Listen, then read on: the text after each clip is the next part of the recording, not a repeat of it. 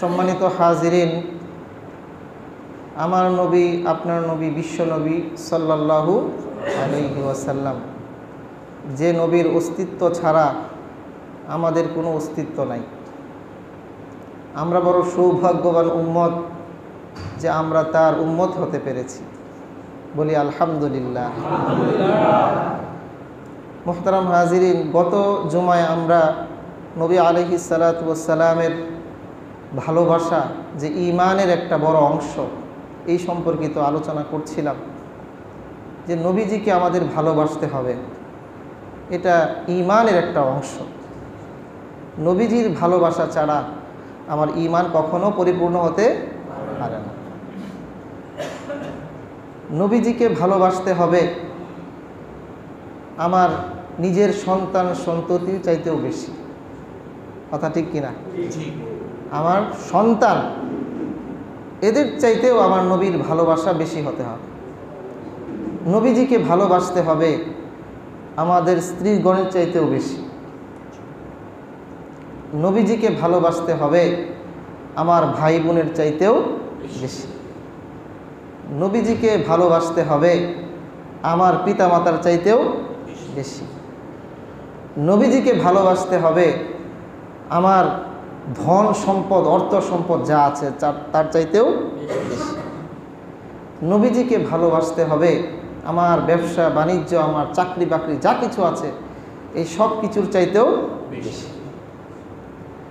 আল্লাহ বলেন যে যতক্ষণ পর্যন্ত এই সব কিছুর উপরে নবীর ভালোবাসাকে প্রাধান্য না দিতে পারবে, তো আল্লাহ তাআলার আযাবের ভয় করো। নাউযুবিল্লাহি মিন যালিক। তাহলে ধর্মীয় দৃষ্টিকোণ থেকে নবীজিকে ভালোবাসা এটা অতীব গুরুত্বপূর্ণ একটা বিষয়। এবং রাসূল সাল্লাল্লাহু আলাইহি ওয়াসাল্লাম তো নিজেই বলেছেন, লা ইউমিনু আহাদুকুম হাত্তা কুনা আহাব্বা ইলাইহি মিন ওয়ালিদিহি ওয়ালাদিহি ওয়ান নাসি আজমাইন। তোমাদের মধ্যে কেউ ততক্ষণ পর্যন্ত প্রকৃত মুমিন হতে পারবে না যে পর্যন্ত না আমি রাসূল তোমাদের কাছে তোমাদের পিতামাতা, তোমাদের সন্তান সন্ততি এবং দুনিয়ার যত মানুষ আছে সমস্ত মানুষ অপেক্ষা আমি নবী প্রিয় না হব। নবী আলাইহিস সালাতু ওয়াস সালামকে জানের চাইতেও বেশি মহব্বত করতে হবে। মহব্বতের ফায়দা গত জুমায় বলছিলাম যে এক সাহাবী জিজ্ঞেস করছিল যে কিয়ামত কবে হবে, তাই না? রাসূল বললেন যে কিয়ামত কবে হবে এই প্রশ্ন করতেছো, তোমার কিয়ামত হইলে পরে তোমার অবস্থা কি হবে, তোমার কি আমল আছে?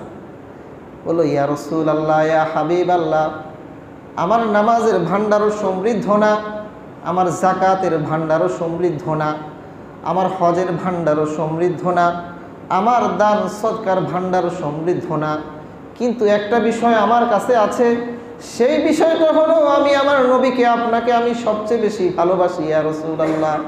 নবী বললেন যে আমাকে ভালোবাসে, কাল কিয়ামতের ময়দানে সে আমার সাথেই থাকবে।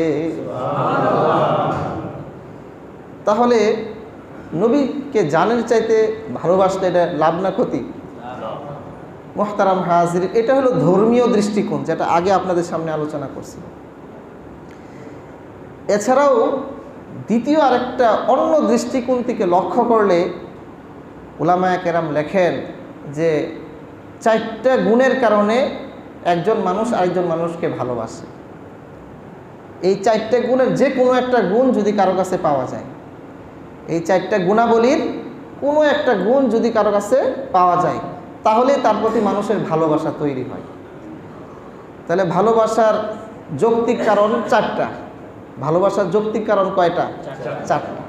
1 নম্বর হলো সৌন্দর্যতা, 2 নম্বর পরিপূর্ণতা, 3 নম্বর দয়া, আর 4 নম্বর আত্মীয়তা।